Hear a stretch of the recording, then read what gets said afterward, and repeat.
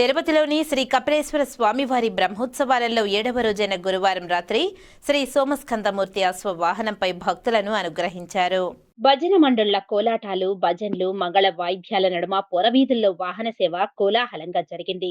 వాహన సేవ ఆలయం నుండి మొదలై Kapilatheertham road, Annarao circle, Vinayaka Nagar quarters, Hare Rama Hare Krishna గుడి, NGO colony, Alipiri bypass road మీదుగా తిరిగి ఆలయానికి చేరుకుంది.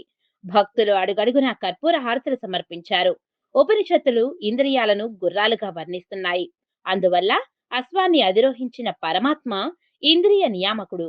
పరమాత్మను అశ్వస్వరూపంగా కృష్ణ యజుర్వేదం తెలియజేసింది.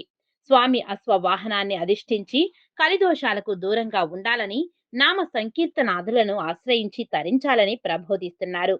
ఈ కార్యక్రమంలో ఆలయ deputy EO Devendra Babu, AEO Subbaraju, superintendent Bhupathi, temple ఇన్స్పెక్టర్లు రవికుమార్, బాలకృష్ణ, విశేషంగా భక్తులు పాల్గొన్నారు.